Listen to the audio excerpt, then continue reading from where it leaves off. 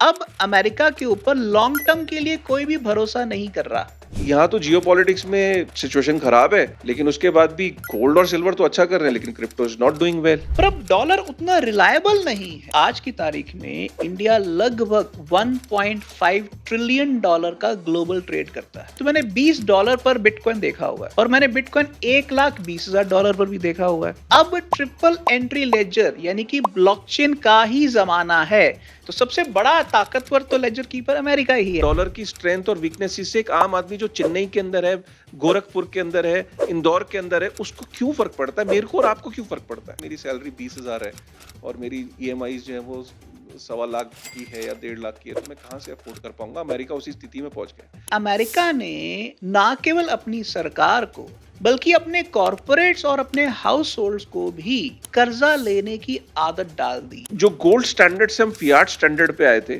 तो वापस से फियाट स्टैंडर्ड से गोल्ड स्टैंडर्ड पे क्यों नहीं जा सकते?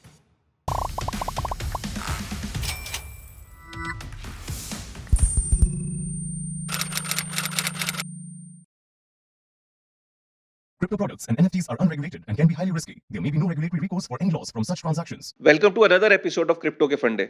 आज के जो गेस्ट हैं सुनील अग्रवाल जी। कोई इंट्रोडक्शन की जरूरत नहीं है, बहुत सारे लोग इनको जानते हैं, कई वीडियोस आपने देखे हैं पास्ट में भी। जो लोग नहीं जानते उनको मैं बता दूं कि सुनील अग्रवाल जी का जो एक्सपर्टीज है वो इंटरनेशनल रिलेशन उन्होंने पढ़ाया है, प्रोफेसर रहे हैं, ब्लॉकचेन पढ़ाया है, बिटकॉइन मैग्नेट किताब लिखी है, फिलोसोफर हैं। एंड आई एम श्योर कि आप लोग इनको आज इनके जो ख्याल है इनको जानने के बाद आज आपको इस वक्त क्रिप्टो के अंदर जो करंट सिचुएशन है, खासकर मैक्रो इकोनॉमिक्स में, जियो पॉलिटिक्स में, डोनाल्ड ट्रंप पे जितने भी आपके सवाल है ना, आज हम उनको एक क्लैरिटी देंगे। जो सबसे कॉमन जो मैं लोगों के साथ जब मिलता हूँ या यूट्यूब पे मैं कमेंट्स देख रहा हूँ, तो बहुत लोग ये कहते हैं कि सर ये जो डोनाल्ड ट्रंप से पहले वाली सिचुएशन ठीक थी, बाइडेन वाली सिचुएशन ठीक थी, गैंसलर वाली सिचुएशन ठीक थी, जब से डोनाल्ड ट्रंप ट्रंप आया है तो जियो पॉलिटिक्स में इतने चेंजेस आए हैं। जियोपॉलिटिक्स में आप तो ये कहते थे कि जब भी जियोपॉलिटिक्स में टेंशन बढ़ेगी तो crypto will do well, but यहाँ तो जियोपॉलिटिक्स में सिचुएशन खराब है, सब कुछ उथल पुथल हो रहा है, लेकिन उसके बाद भी गोल्ड और सिल्वर तो अच्छा कर रहे हैं, लेकिन crypto is not doing well. ये तो अपने ऑल टाइम लो पे चला गया है। तो समझ नहीं आ रहा है, बहुत कंफ्यूजन की स्टेट है। उस पर भी डिस्कशन करेंगे, आपके सारे सवालों का जवाब देंगे। लेकिन सबसे पहले इसको स्टेप बाय स्टेप लेके चलते हैं। और मैं सबसे पहले तो वेलकम करूंगा सुनील सर आपका। Thank you Kashif. कई बार मैं बैठा होता हूं तो ये ख्याल आता है दिल में कि इस सृष्टि के अंदर, इस दुनिया के अंदर ट्रांजिशंस होते रहे, और छोटे मोटे ट्रांजिशन तो डेली बेसिस पे होते हैं, कुछ हफ्तों में होते हैं, कुछ सालों में होते हैं, कुछ डेकेड्स में होते हैं, बट कुछ ट्रांजिशन सेंचुरीज में होते होंगे। 100 सालों में एक बार ही एक इवेंट होता होगा। जैसे मैं सोचता हूँ कि जब इंसानियत बनी होगी ना, तो एक ट्रांजिशन हुआ होगा कि जब इंसान को ये पता लगा होगा कि पत्थर को वेपन के लिए यूज किया जा सकता है, तराश के। फिर हुआ होगा कि फायर आई, अरे फायर से पहले घबराए होंगे, फिर फायर आई तो उसने इंसान को बदला। फिर मेटल्स का फिगर आउट हुए तो मेटल्स ने बदला। ऐसी हर सेंचुरी के अंदर एक ऐसा मौका आया, एक ऐसा मोमेंट आया जिसने इंसानियत को बदला। आपको लगता है कि क्या ऐसा कोई ट्रांजिशन है इस वक्त जिससे हम गुजर रहे हैं, जो इस सेंचुरी का आप कह सकते हो कि हाँ वो ट्रांजिशन है? क्या ये जो करंट जियोपॉलिटिकल सिनेरियो बन रहा है, क्या आपको लग रहा है कि हम आए तो थे गोल्ड से डॉलर के ऊपर, फियाट स्टैंडर्ड के ऊपर, और वापस से कुछ और मॉनेटरी स्टैंडर्ड की तरफ ट्रांजिशन होता दिख रहा है, जो रे डालियो ने भी बोला है कि चेंजिंग वर्ल्ड ऑर्डर, के वर्ल्ड कभी स्टैटिक नहीं रहता है, वर्ल्ड हमेशा एवर इवॉल्विंग होता है। तो क्या आपकी फीलिंग है कि क्या हम one in the century movement से गुजर रहे हैं? क्या वो ट्रांजिशन से गुजर रहे हैं, लोगों को जस्ट दिख नहीं रहा है? मेरे हिसाब से आज के समय में ये दुनिया का सबसे मुश्किल और सबसे खूबसूरत सवाल है, और मैं इस सवाल के एक नहीं 3 जवाब दूंगा। पहला, कि अगर हम 100 साल के हिसाब से देखें, तो ये हम एक ऐसे चेंज से गुजर रहे हैं जो 100 साल में पहली बार हो रहा है। ओके, जिसको मैं अमेरिका की डिक्लाइन और एक नए सिस्टम की आमद उसके साथ जोड़ता हूँ। अब आप कहेंगे कि 100 साल में पहली बार हो रहा है, तो इसके अलावा इसका क्या जवाब हो सकता है? इसका दूसरा जवाब ये है कि 500 सालों में 500 सालों में भी ये पहली बार हो रहा है, एक ऐसा चेंज है। 500 सालों में? जी, वो अमेरिका के हिसाब से नहीं, वो टेक्नोलॉजी के हिसाब से है। आज से 500 साल पहले double entry book keeping system आया था, या एग्ज़ैक्टली हाँ। जिसमें एक लेजर के एक पन्ने के बाएं तरफ और दाएं तरफ 2 हिस्से कर दिए जाते थे। एक हिस्सा क्रेडिट के लिए इस्तेमाल होता था, एक हिस्सा डेबिट के लिए इस्तेमाल होता था। और टोटल करके जो बॉटम में आता था, वो अगला पेज, उसका लेफ्ट और राइट उन्हीं बैलेंसेस से शुरू होता था। तो इससे लेजर को टेम्पर करना पॉसिबल नहीं होता था, और लेजर को अगर पब्लिक में रख दिया जाए, तो हर बंदा ये देख सकता है कि ये लेजर ट्रांसपेरेंट है। पर वो ज़माना था पेपर का।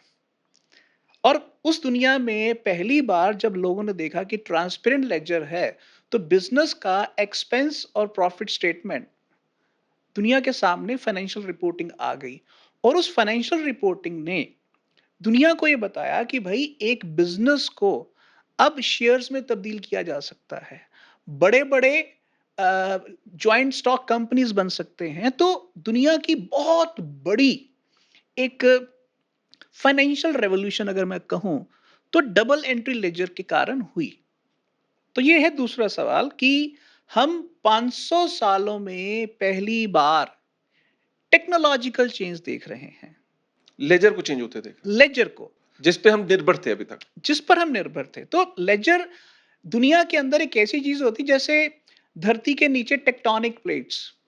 अगर धरती की वो टेक्टोनिक प्लेट 2 इंच भी हिल जाए, 2 इंच, तो बड़े बड़े भूचाल आ जाते हैं। और मैं ये कह रहा हूं कि ये double entry ledger system thanks to blockchain अब ट्रिपल एंट्री लेजर में शिफ्ट हो रहा है। तो इसके ऊपर खड़े हुए जितने सोशल, इकोनॉमिक और पॉलिटिकल इंस्टीट्यूशंस है, वो सब बदल रहे हैं। तो पहला 100 साल में चेंज आ रहा है, क्योंकि अमेरिका के हाथों से पावर शिफ्ट होके एक नई पावर के पास जा रही है। 500 सालों में ये पहली बार शिफ्ट आ रहा है, क्योंकि डबल एंट्री लेजर से अब ये ट्रिपल एंट्री लेजर में जा रहा है। और मेरा आखिरी, तीसरा और आखिरी जवाब ये है कि ये एक ऐसा चेंज है जो 5000 साल में पहली बार हो रहा है। अब हुँ। आप कहेंगे यार ये तो बड़ा इंटरेस्टिंग अजब होता जा रहा है। अजब मामला है कि 100 में भी पहली बार, 500 में हाँ, भी पहली बार 5000 और साल। 5000 साल में भी पहली बार। हुँ, 5000 साल में पहली बार मैं इसलिए कह रहा हूं कि दुनिया में आज तक जो मनी थी, वो या तो कैश हुआ करती थी या कॉइन हुआ करती थी। ठीक? बट कैश और कॉइन लोग आपस में खरीदते बेचते थे, बाय एंड सेल के जरिए होता था। बट जो लेजर होती थी, वो राजा के पैलेस में या किसी खजांची के दफ्तर में पड़ी होती थी। बट ब्लॉकचेन के आने के बाद क्या हुआ है कि मनी और लेजर ऐसे मर्ज हो गए हैं, विच बेसिकली मीन्स कि आपने जो ट्रांजैक्शन की, जैसे आप पहले लोकल कैश ट्रांजैक्शन करते थे या कॉइन ट्रांजैक्शन करते थे, वो अब साथ ही साथ लेजर के ऊपर होती है। यानी कि ट्रांजैक्शन भी हो रही है, क्लियरिंग भी हो रही है, सेटलमेंट भी हो रही है। सो दुनिया में कैश की री इन्वेंशन हो गई है, और री इन्वेंशन ऐसी हुई है कि मनी और लेजर इकट्ठे हो गए हैं। यानी कि पेमेंट सिस्टम भी और ऑडिट सिस्टम भी दोनों आपस में मर्ज हो गए। यानी कि अब किसी इंसान को पेमेंट वेरिफिकेशन की जरूरत नहीं है। तो अब आप 3 जवाबों को देखें। 100 साल में पहली बार, क्योंकि पावर बदल रहा है, सुपर पावर बदल रहा है। 500 में पहली बार, क्योंकि टेक्नोलॉजी बदल रहा है, डबल एंट्री से ट्रिपल एंट्री हो रहा है। और 5000 साल में पहली बार कि अब कैश डिसेंट्रलाइज्ड और ग्लोबल हो रहा है, कि दुनिया के एक हिस्से से दूसरे हिस्से में कोई भी बंदा पैसा ट्रांसफर कर सकता है, क्योंकि अब पेमेंट नेटवर्क ऑडिट नेटवर्क भी है, और उसमें इंसानों के ऑडिट करने की कोई जरूरत नहीं है। राइट, बहुत ही ब्यूटीफुली आपने एक्सप्रेस किया सर। जो लोग आपकी बात सुन के अब अचानक ऐसा फ़ील कर रहे होंगे कि ट्रांज़िशन ट्रिपल एंट्री सिस्टम की वजह से हो रहा है। आप थोड़ा-सा एक्सप्लेन करेंगे कि sir triple entry ledger system आखिर होता क्या है और ये डबल एंट्री लेजर सिस्टम से डिफरेंट कैसे होता है? देखिए, जब डबल एंट्री लेजर सिस्टम था, तब पेपर का जमाना था, और गुटेनबर्ग रेवोल्यूशन हुआ था, प्रिंटिंग नई नई शुरू हुई थी। बट आज हम डिजिटल के ज़माने में हैं। अब जैसे मैंने आपको बिटकॉइन भेजा, मेरे पास एक वॉलेट है, आपके पास एक वॉलेट है। तो मेरे अकाउंट पर जैसे ही मैंने बिटकॉइन सेंड बटन दबाया, तो मेरे अकाउंट पे डेबिट ट्रांज़ैक्शन हो गई और आपके अकाउंट में क्रेडिट ट्रांज़ैक्शन होगी। बट सवाल ये है कि ये डेबिट और क्रेडिट के बीच जो वेरिफिकेशन है वो कैसे होएगी? तो वो उस ट्रांजैक्शन का एक हैश जनरेट होएगा जिसको टाइम स्टैम्प भी आप बोल सकते हैं, जो जाके ब्लॉकचेन पर जाके प्रिंट हो जाएगा। अब वो जो ब्लॉकचेन है वो बेसिकली एक डिसेंट्रलाइज्ड सर्वर कह सकते हैं, डिस्ट्रीब्यूटेड सर्वर कह सकते हैं। जैसे सेंट्रलाइज सर्वर होता है यूपीआई का, बैंकों का, सेंट्रल बैंकों का, उसी तरह ब्लॉकचेन डिसेंट्रलाइज सर्वर है और वो सर्वर इतना बड़ा है, इतना फैला हुआ है कि उसको मैनेज करने वाले 10,000 से ज्यादा नोड्स हैं या डिसेंट्रलाइज कंप्यूटर सर्वर्स हैं, विच बेसिकली मीन्स कि अगर न्यूक्लियर बम का भी अटैक हो जाए बिटकॉइन के ऊपर, तो भी इस लेजर को नेस्तनाबूद नहीं किया जा सकता। यानी कि ये इतना सेफ लेजर सिस्टम है। तो जब ये तीसरी एंट्री ब्लॉकचेन पर चली जाती है, तो इसका मतलब है कि ट्रूथ का इससे बड़ा वेरिफिकेशन इंजन आज तक दुनिया में कभी बना ही नहीं है। तो पहली एंट्री डेबिट वाले की, दूसरी एंट्री क्रेडिट वाले की और तीसरी एंट्री ब्लॉकचेन की। ब्लॉकचेन की, और जिसको दुनिया वेरीफाई कर सकती है, यस। दुनिया देख सकती है। कितने हम ज़बरदस्त एक ट्रांज़िशन से गुज़र रहे हैं। लेकिन ये ट्रांज़िशन जो है, ये पसंद तो नहीं आने वाला है उन लोगों को, जिन्होंने डबल एंट्री लेजर सिस्टम पे अपना साम्राज्य बनाया हो। अब एक आप बात को समझिए ना, जैसे एक राजा है। राजा का साम्राज्य 500 सालों से डबल एंट्री लेजर सिस्टम पे बना। डबल एंट्री लेजर सिस्टम में कितनी खूबसूरत बात बोली सुनील सर ने कि 2 लोगों ने ट्रांज़ैक्शन करी, एक पे डेबिट हुआ, एक पे क्रेडिट हुआ। तीसरे आदमी को पता नहीं है जब तक वो अपनी-अपनी किताबें खोल के ना दिखाए। तो राजा अपनी किताबें खोल के तो नहीं दिखा रहा था, ठीक है? राजा ने साम्राज्य बना लिया, चाहे वो डेबिट में मैनिपुलेशन करी या क्रेडिट में मैनिपुलेशन करी, वो मैनिपुलेशन कर के उसने अपने साम्राज्य बना लिया। और क्या उस राजा को, जो कि जैसे आज मैं अगर बोलूँ यूएस की बात करें, यूएस को ये ट्रांज़िशन पसंद आएगा कि ट्रिपल एंट्री लेजर सिस्टम, इतना ओपन, इतना नेटवर्क जिसको इतना ओपन, इतना ट्रांसपेरेंट जिसको कोई भी आदमी वेरीफाई कर सकता है, ये ट्रांज़िशन पसंद तो नहीं आएगा? देखिए, ये बात बिल्कुल ठीक है कि आज की तारीख में जो लेजर कीपर है, लेजर को संभालने वाला, लेजर को मैनेज करने वाला, चाहे वो स्टॉक एक्सचेंजेस हैं, चाहे बैंक्स हैं, चाहे वो आपके डिपॉजिटरी इंस्टीट्यूशंस हैं, वो एक सेंट्रलाइज्ड इंस्टीट्यूशन है। तो वो ये देख सकता है कि कौन लेजर में एंटर कर रहा है, कौन लेजर से बाहर जा रहा है, कौन एंटर कर सकता है, कौन बाहर जा सकता है। तो एंट्री और एग्जिट बैरियर दोनों के दोनों लेजर कीपर कंट्रोल करता है। अब इसको थोड़ा-सा और बारीकी से आप इस तरह से समझिए कि दुनिया में हर इंसानियत एक ट्रस्ट का मॉडल बनाती है कि मैं आप पर ट्रस्ट करूं, आप मुझ पर ट्रस्ट करें, हम 10 लोग 100 पर ट्रस्ट करें, 100 आगे 1000 पर, 1000 आगे लाख पर। ये पूरा का पूरा जो सिस्टम होता है, इसको ट्रस्ट मॉडल में अगर मोटी-मोटी भाषा में कहूं, तो वो आज की तारीख में नेशन स्टेट का मॉडल है। तो नेशन स्टेट के अंदर अलग-अलग किस्म के लेजर कीपर्स हैं। चाहे वो इंडिया है, चाहे वो अमेरिका है, कोई भी है। तो सबसे बड़ा ताकतवर तो लेजर कीपर अमेरिका ही है, इसमें कोई शक नहीं है। अब इस जो ट्रस्ट मॉडल की एक कॉस्ट होती है जो हमें कभी पता ही नहीं चलती। फॉर एग्जाम्पल, हमने 100 रुपए एक से ए से बी तक भेजे, पर सवाल है कि ये जो 100 रुपए हैं, इनको इशू कौन कर रहा है, इनको प्रिंट कौन कर रहा है, इन पर टैक्स कौन लगा रहा है, डायरेक्ट टैक्स और इनडायरेक्ट टैक्स कौन लगा रहा है, इसके ऊपर कस्टम ड्यूटी टैरिफ्स कौन लगा रहा है। अगर आप ये सारी चीजों को इकट्ठा करें, तो ये जो ट्रस्ट मॉडल है, ये ट्रस्ट मॉडल की एक कॉस्ट होती है। और ये कॉस्ट अगर आप मोटा मोटा कैलकुलेट करें तो 35 से 40% ऑफ जीडीपी होती है। आरएमआईटी यूनिवर्सिटी ऑस्ट्रेलिया के स्कॉलर्स ने ये कैलकुलेट किया है कि इस मॉडल की जो कॉस्ट है वो 35 से 40% होती है। यानी कि ये जो सेंट्रलाइज्ड लेजर कीपर्स हैं, ये 35 से 40% इनकी जेब में चला जाता है। ओके।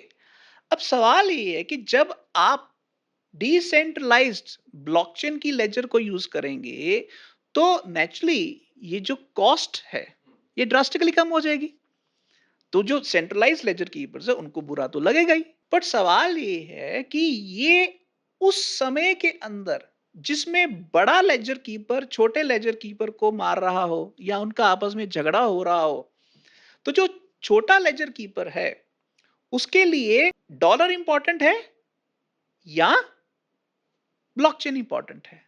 तो ये एक ऐसा समय है जिस समय में आपके लिए चॉइस करना आसान है, और इसलिए दुनिया को जो सबसे सूटेबल चॉइस लगेगी वो ब्लॉकचेन लगेगी, ना कि डॉलर के बनाए हुए सिस्टम की चॉइस। इसी से सर अब जुड़ा हुआ सवाल है जिसको आगे हम लेके चलते हैं कि इस टाइम जियोपॉलिटिक्स में अगर आपको समराइज करना हो कि चल क्या रहा है सर, मतलब क्योंकि एक कॉमन मैन के पर्सपेक्टिव से मैं चाहता हूँ, क्योंकि इतनी ज़्यादा इंफॉर्मेशन आज के डेट में आ गई ना। कोई कहता है कि डेट इतना विशाल हो गया है, लोगों को डेट ही समझ में नहीं आता है कि यार ये डेट कौन इशू करता है, डेट होता क्या है, डेट को रीपे क्यों करना पड़ता है, अमेरिका को डेट रीपे करना क्यों है।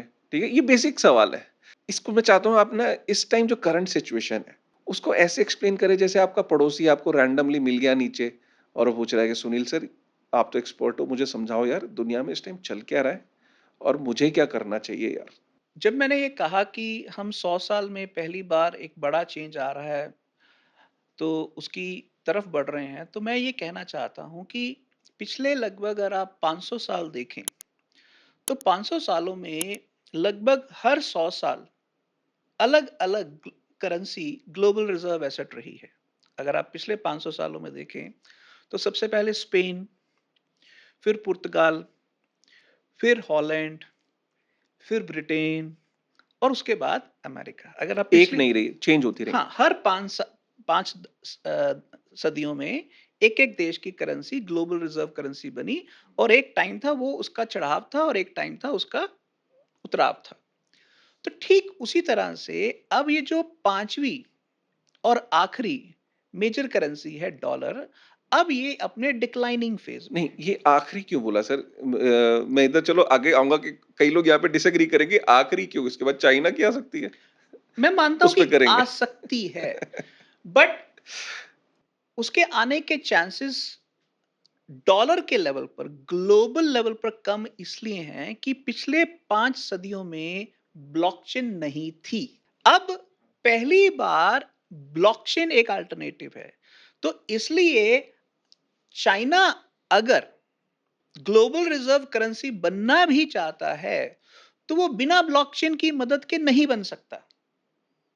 तो जब ब्लॉकचेन का आना जरूरी है, तो किसी एक सिस्टम का, किसी एक सेंट्रलाइज सिस्टम का ग्लोबल मोनोपोली बनना लिटरली इम्पॉसिबल है। तो इसलिए मैं कह रहा हूं कि ये आखिरी। लेकिन फिर वही वाली बात कि जो हम आप समराइज़ कर रहे थे कि जो करंट जियोपॉलिटिकल सिनेरियो है, तो उसमें आप कह रहे थे कि डॉलर जो है वो आखिरी है, उसके बाद क्या?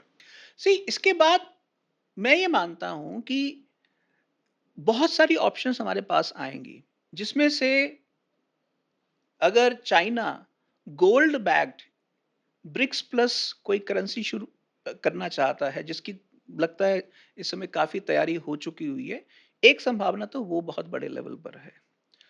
दूसरी संभावना है स्टेबल कॉइन्स की, जो बेसिकली जिस डोमेन में अमेरिका डोमिनेट करेगा। और तीसरी संभावना है प्योर क्रिप्टो की, जिसमें बिटकॉइन, इथीरियम और बाकी क्रिप्टो के कॉइन्स डोमिनेट करेंगे।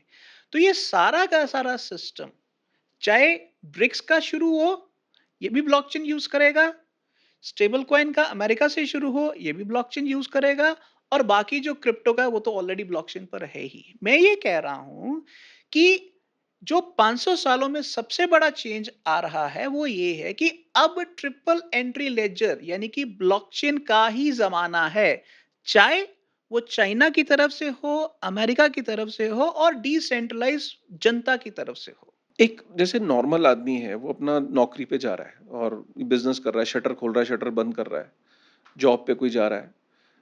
और वो ये सुनता तो है कि दुनिया में बहुत चेंज आ रहे हैं, लेकिन उसको एग्जैक्टली ये नहीं पता है कि चेंज क्या आ रहा है।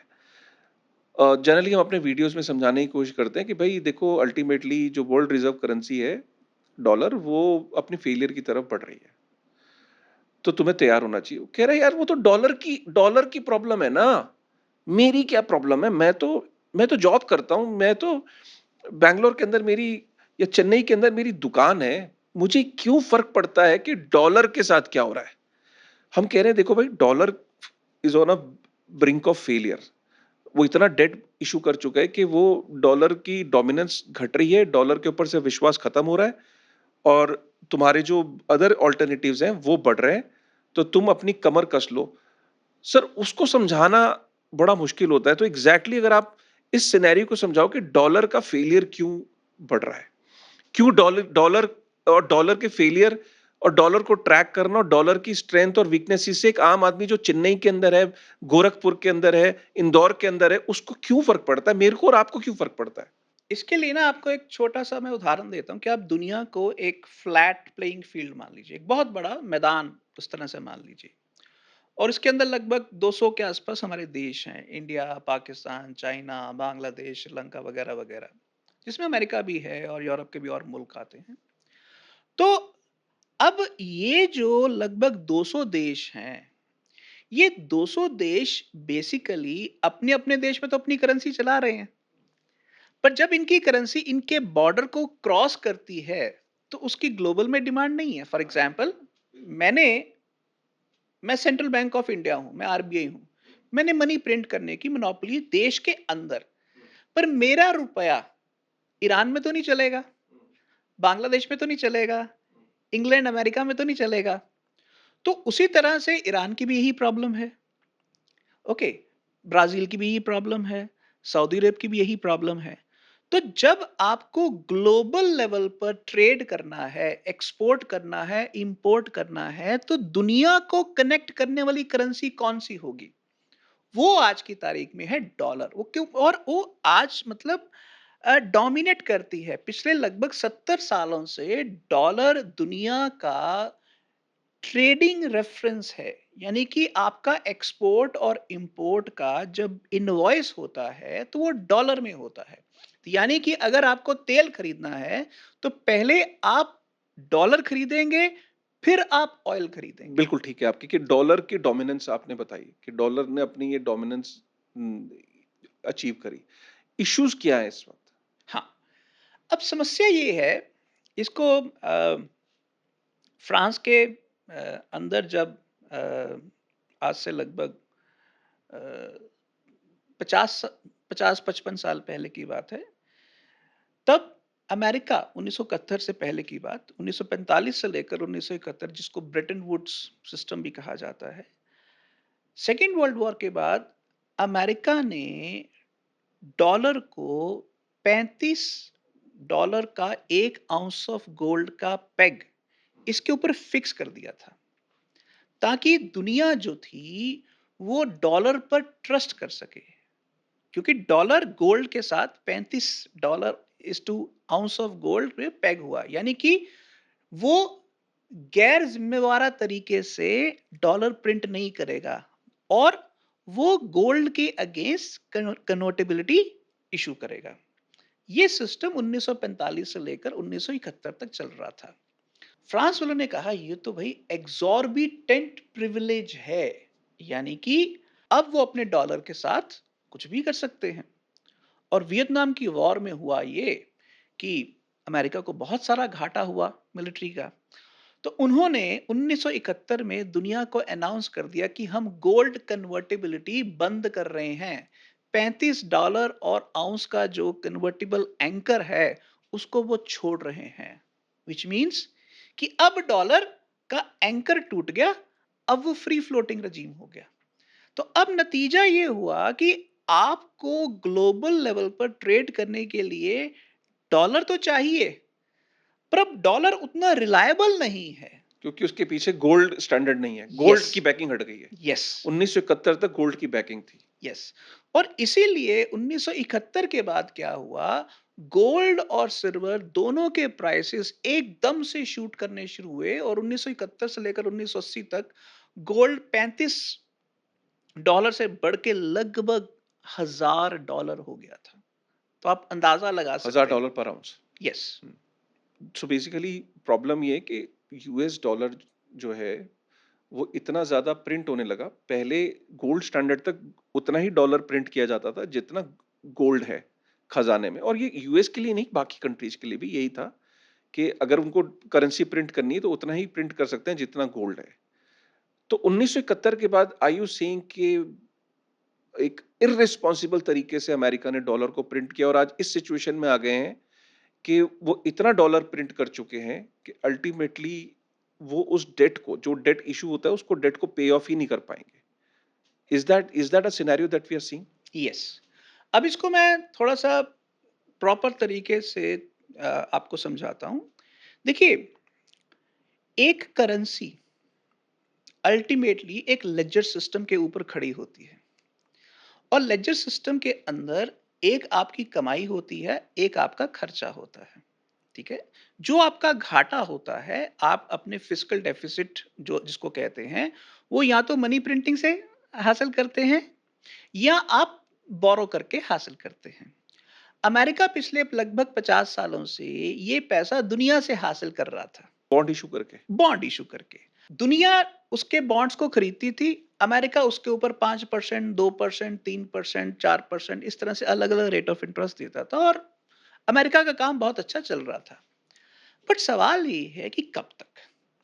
क्योंकि अमेरिका ने ना केवल अपनी सरकार को, बल्कि अपने कॉरपोरेट्स और अपने हाउस होल्ड्स को भी कर्जा लेने की आदत डाल दी, ईएमआईज की आदत डाल दी। आज नतीजा ये हुआ कि अमेरिका के अंदर 3 कैटेगरी कर्जे की हैं।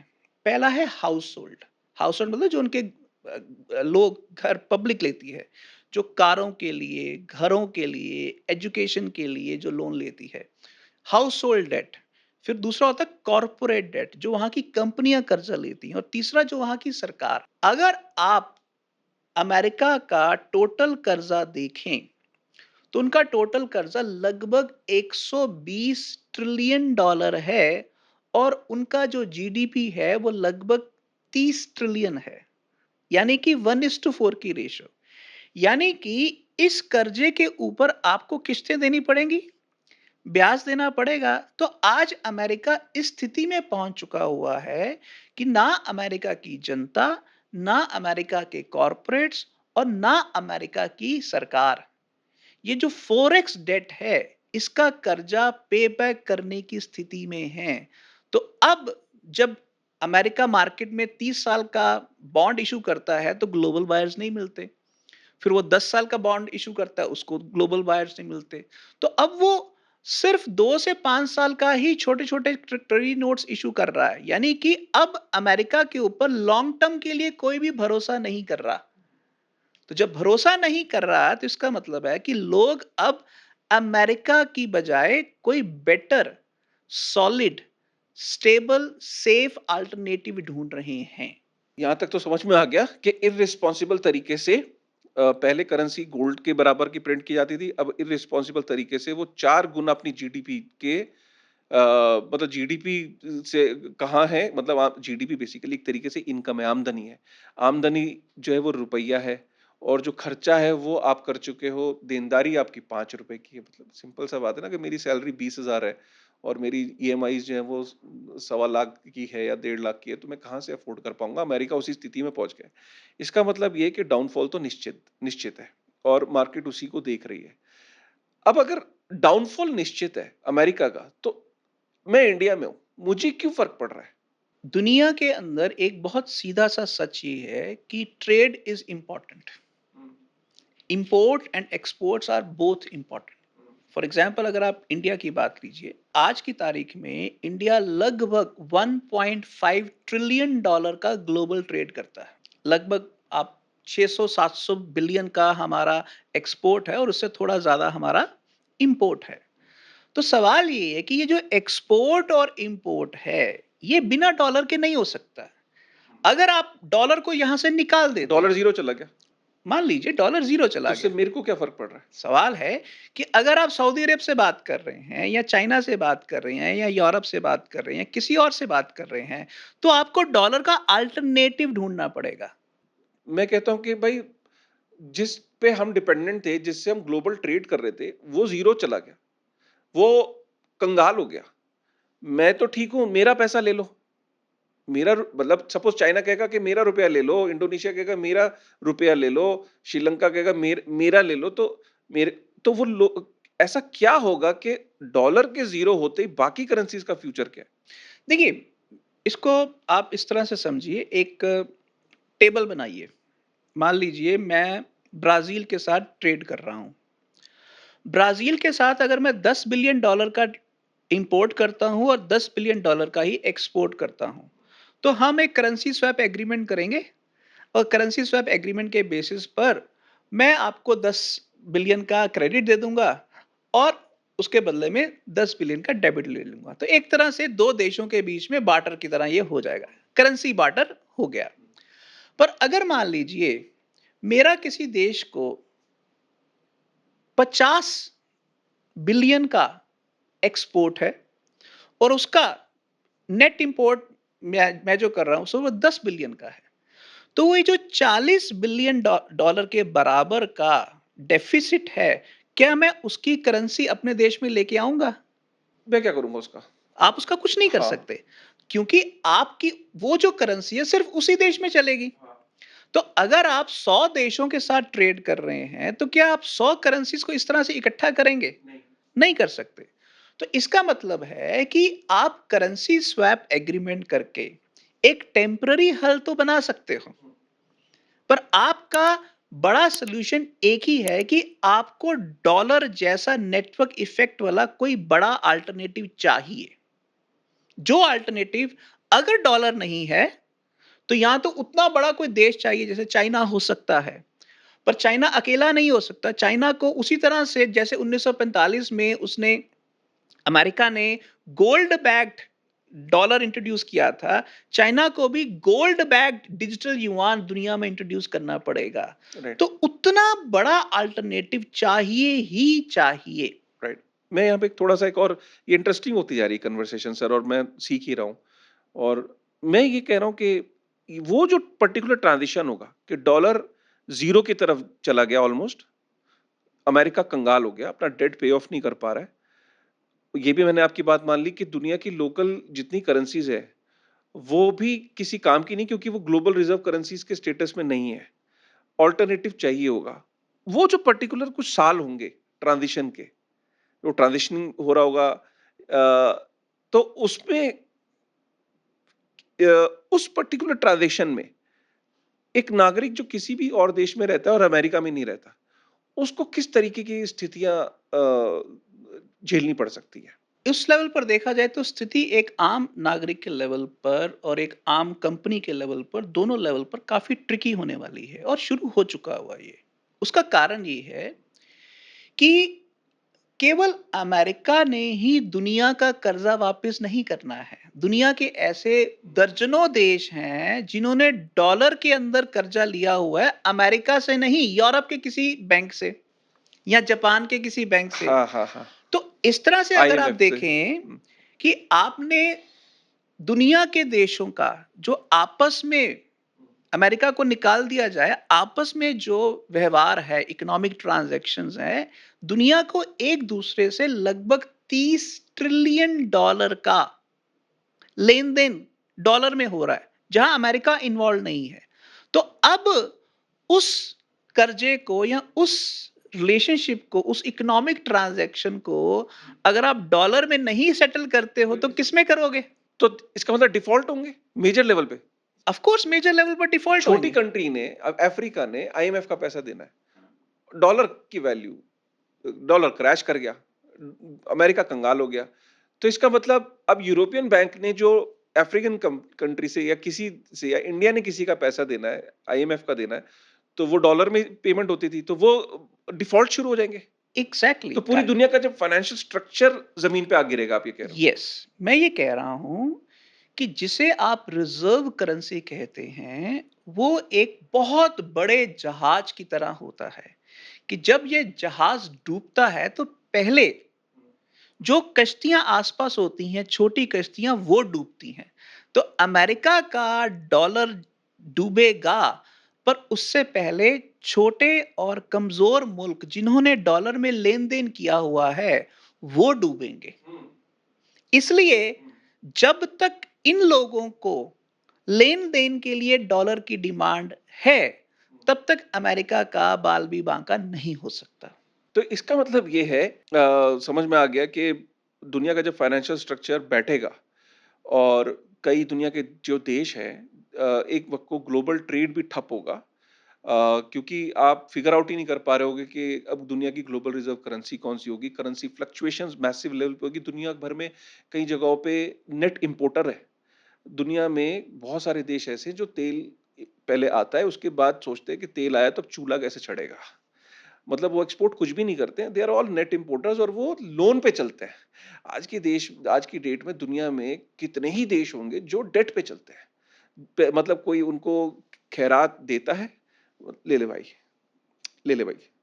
जैसे सब्सिडी कहते हैं कि यार इसके घर में चूल्हा चलना है, वरना ये ना लोग वहां पागल हो जाएंगे, एक मारकाट करेंगे, इस देश को पैसा दे दो। दुनिया में ज्यादातर देश तो ऐसे ही चल रहे हैं। तो जब डॉलर की वैल्यू ही नहीं रहेगी तो they don't have enough resources to even buy stuff. So एक हाहाकार की स्थिति आएगी। डू यू एग्री कि मैं इस तरीके से सोच रहा देखिए, हूँ, क्या इस तरह की सिचुएशन इसको डेवलप हो सकती है? इसको नॉर्मल बिजनेस की भाषा में क्रेडिट क्राइसिस बोलते हैं। आज अगर दुनिया में बड़े-बड़े एसेट्स अनस्टेबल हो रहे हैं, प्राइस वोलेटिलिटी आ रही है, इसका प्राइमरी रीजन ये है कि लोगों के पास अब उतना क्रेडिट सरप्लस नहीं है कि वो कोई चीज खरीद सकें। जब वो खरीद नहीं पाते हैं, तो नेचुरली उनके पास जो एसेट्स होते हैं, वो एसेट्स बेचना शुरू कर देते हैं। और चाहे वो गोल्ड हो, सिल्वर हो, जैसे पीछे सिल्वर 37% डाउन गया, गोल्ड एक दिन में 10% डाउन गया, बिटकॉइन 10-12% डाउन गया। तो जब वो अपने एसेट्स बेचते हैं, तो वो कहीं ना कहीं थोड़ा सा क्रेडिट लिक्विडिटी अपने पास लेके आना चाहते हैं। मैं ये कह रहा हूं कि ये जो डॉलर की फंडिंग का क्राइसिस है, ये अब दुनिया के लिए क्रेडिट का क्राइसिस बन चुका है, जिस कारण ये सब हो रहा है। इसी कारण जो दुनिया में जो आपने उन जहाजों की बात करी जो डूब सकते हैं, वो कह रहे हैं कि मेरी लाइफ बोट बोट क्या गोल्ड है? क्या मेरी लाइफ बोट फिलहाल सिल्वर है? क्या इसी वजह से जो अब हम अपने नेक्स्ट फेज की डिस्कशन में चल रहे हैं, क्योंकि बहुत लोग इस पे अचंभित होते हैं कि गोल्ड और सिल्वर को देखो, गोल्ड और सिल्वर को देखो, ये नहीं पता कि क्यों देखो और इसके पीछे क्या वजह है कि अचानक सिल्वर 50 सालों से $50 की वॉल ब्रेक नहीं कर पाया था सर। गोल्ड का भी अगर हम इतिहास उठा के देखें तो गोल्ड कोई कभी डबल मतलब 2x होना एक सपना देखा करते थे लोग। अगर बोलते ना कि गोल्ड डबल हो जाएगा एक साल में, तो लोग उसको ना उस महफिल से निकाल दिया करते थे कि इसको घर छोड़ के आओ यार, क्या बातें कर रहा है। बिटकॉइन से ज्यादा वॉलेटाइल है गोल्ड। बिटकॉइन से ज्यादा वॉलेट ऑल्ट कॉइन से ज्यादा मीम कॉइन से ज्यादा वॉलेटाइल है इस टाइम सिल्वर। दोनों 10 ट्रिलियन का 12 घंटे के अंदर स्विंग कर देते हैं ट्रेडिंग वॉल्यूम में। क्या ये वही लाइफ बोट है जिसको चाइना देख रहा है कि ये लाइफ बोट ले लो, इंडिया देख रहा है लाइफ बोट ले लो, पोलैंड कह रहा है गोल्ड की लाइफ बोट ले लो इससे पहले कि बड़ा जहाज डूबे। Are you seeing the similar kind of pattern because of this thing only जो हमने डिस्कस किया? लाइफ बोट तो मैं नहीं कहूंगा। द इश्यू हेयर इज कि अगर आज गोल्ड या सिल्वर के प्राइसेस बढ़े हैं, खासकर पिछले कुछ महीनों में, तो ये लग सकता है लोगों को कि ये लाइफ बोट है। बट सवाल ये है कि ये बात तो पिछले 15 साल से बिटकॉइन, ईथर और सारी क्रिप्टो करेंसीज चिल्ला चिल्ला के कह रही थी कि फिएट करेंसीज या ये जो ग्लोबल डॉलर है, इसका ये फ्यूचर अच्छा नहीं है, तो क्रिप्टो का जमाना है। तो ये तो चिल्ला चिल्ला के कह रही थी। मैंने अपनी जब मैं पहली बार क्रिप्टो में आया था 2012 में, तो मैंने $20 पर बिटकॉइन देखा हुआ है, और मैंने बिटकॉइन $1,20,000 पर भी देखा हुआ है। मैंने ईथर 40 सेंट पर भी देखा हुआ है, और वो $4,000 पर भी देखा हुआ है। तो जिन एसेट्स को मैंने 10-10 हजार गुना इंक्रीज होते देखा हुआ है, वो 10,000 गुना इंक्रीज क्यों हुआ? वो इसलिए हुआ क्योंकि वो फ्यूचर के अल्टरनेटिव हैं, और रहेंगे। आज उसके सामने में बिटकॉइन और ईथर के सामने में गोल्ड और सिल्वर अगर 2 से 3 गुना का जंप मारते हैं, तो मैं इनको लाइफ बोट नहीं कहूँगा। लाइफ बोट तो ऑलरेडी बिटकॉइन और ईथर बन चुके हुए हैं। सवाल सिर्फ ये है कि इन्होंने पिछले 40-50 साल का बड़ा ट्रेंड तोड़ा है। ट्रेंड नंबर 1, सिल्वर ने $50 का बैरियर तोड़ा है। गोल्ड ने $2000 का बैरियर तोड़ा है, $3000 का बैरियर तोड़ा है, 4000 $5000 का बैरियर तोड़ा है। तो ये एक ऐसा समय है जिसमें जिसको जैसे कोई भी लाइफ बोट नजर आती है वो उस तरफ जंप मारने की कोशिश कर रहा है। राइट। सर एक बात बताइए, जैसे इसमें तो कोई शक नहीं है कि अचानक सेंट्रल बैंक्स ने गोल्ड को बाइंग कर रहे हैं दबा के, चाहे चाइना है, इंडिया है, पोलैंड है, टर्की है, बहुत सारी कंट्रीज जो है और छोटी मोटी कंट्रीज भी हैं जो दबा के गोल्ड को बाय कर रहे हैं। अगर हम एक तरफ कह रहे हैं कि निश्चित रूप से, चाहे रे वैल्यू है आपका कहना है और भी बहुत सारे इंस्टीट्यूशंस, इंडिविजुअल्स, एक्सपर्टीज का मानना है कि यूएस डॉलर का डाउनफॉल इमिनेंट है, होना ही होना है, आज होना है, कल होना है, कब होना है, ये होना है। लेकिन तो उसका ऑल्टरनेटिव क्या गोल्ड है? जेन्युइनली बताइएगा, क्योंकि गोल्ड के अंदर भी इश्यूज है, पोर्टेबिलिटी के, डिविजिबिलिटी के, उसको ट्रांसपोर्ट करना। मतलब सोचिए कि अमेरिका के पास, मतलब मैं बड़ी इंटरेस्टिंग स्टडी आपको सर बता रहा हूँ कि अमेरिका के पास आज भी दूसरे देशों का 6300 टन गोल्ड पड़ा है। अपना तो है उसके पास 8300 टन, 8200 टन के आसपास खुद का, लेकिन दूसरे देशों का भी उसके पास 6300 टन के करीब पड़ा है। विच इज फिनोमिनल नंबर, क्योंकि देखा ही गया कि उन देशों से पूछा गया क्यों रखा है भाई, बोले यार we trust America's ability to store gold with them. Can you imagine? तो आज वो लोग चाह रहे हैं कि अपने अपना गोल्ड वापस मंगा लें। डू यू थिंक कि जो गोल्ड स्टैंडर्ड से हम फियाट स्टैंडर्ड पे आए थे, तो वापस से फियाट स्टैंडर्ड से गोल्ड स्टैंडर्ड पे क्यों नहीं जा सकते? ये जो डिबेट है, ये मनी की दुनिया के अंदर पिछले कई 100 सालों से चलती रही है। और इसको बेसिकली 2 स्कूल्स ऑफ थॉट में डिवाइड किया जाता है। एक है क्रेडिट स्कूल ऑफ थॉट और दूसरे को कहते हैं commodity school of thought. Commodity school of thought ये कहता है कि मनी का एक एंकर होना चाहिए, जो बेसिकली गोल्ड सबसे आइडियल एंकर है। सिल्वर भी हो सकता है बट गोल्ड आइडियल है। तो ये है कमोडिटी स्कूल ऑफ थॉट। दूसरा है credit school of thought. Credit school of thought का मतलब है कि मनी का सिर्फ एक ही पर्पस होता है, क्लियरिंग एंड सेटलमेंट। लेन देन के लिए मनी बनी हुई है। अच्छा अगर बस। आप इसकी एक डेफिनेशन कमोडिटी बना दोगे तो जिसका कमोडिटी पर कब्जा हो जाएगा उसका मनी पर कब्जा हो जाएगा। अल्टीमेटली मनी का पर्पस है लेन देन। तो ये क्रेडिट स्कूल ऑफ थॉट है। अब हकीकत ये है कि दोनों चीजें अपने अपने लेवल पर ठीक हैं, बट एब्सोल्यूट कोई नहीं है। जैसे अमेरिका ने कहा कि मनी लेने देने के लिए है, तो उसने डॉलर को लेन देन के लिए दुनिया में यूज किया, पर डॉलर को मोनोपोली में तब्दील कर दिया। तो जब क्रेडिट करेंसी मोनोपोली बन जाए तो भी गलत है, अगर कमोडिटी मनी मोनोपोली बन जाए तो भी गलत है। तो इसलिए दुनिया को इन दो एक्सट्रीम ऑप्शन से बचना चाहिए। तो अगर आज आप डॉलर से बच के गोल्ड में जाओगे तो उसका नतीजा कोई बहुत अच्छा नहीं होने वाला, क्योंकि गोल्ड के अंदर सबसे बड़ी प्रॉब्लम ये है, लेजर एम्बेडेडनेस नहीं है। जैसे बिटकॉइन है, बिटकॉइन के अंदर अगर मैं आपको $1 भेजना चाहूं तो मैं भेज सकता हूं। मैं एक इंडिविजुअल भी हो सकता हूं, मैं इंस्टीट्यूशन भी हो सकता हूं, मैं एक सरकार भी हो सकता हूं। पर अगर मैं एक ऐसी करेंसी में आपको पेमेंट करना चाहता हूं जो गोल्ड बैक्ड है, तो पहली बात तो गोल्ड तो ट्रांसफर नहीं होगा। गोल्ड तो एक थर्ड पार्टी कस्टोडियन के पास पड़ा हुआ है। हमें उस कस्टोडियन पर विश्वास करना पड़ेगा। हर 2 महीने 3 महीने बाद उसका गोल्ड रिजर्व्स का ऑडिट करना पड़ेगा। बिटकॉइन ये प्रॉब्लम तो आज से 17 साल पहले सॉल्व कर चुका है। मनी और लेजर को आपस में मर्ज करके। जबकि गोल्ड स्टैंडर्ड के अंदर मनी और लेजर आपस में मर्ज नहीं हो सकते। Third party custodian gold reserves के ऑडिट की प्रॉब्लम रहेगी ही रहेगी।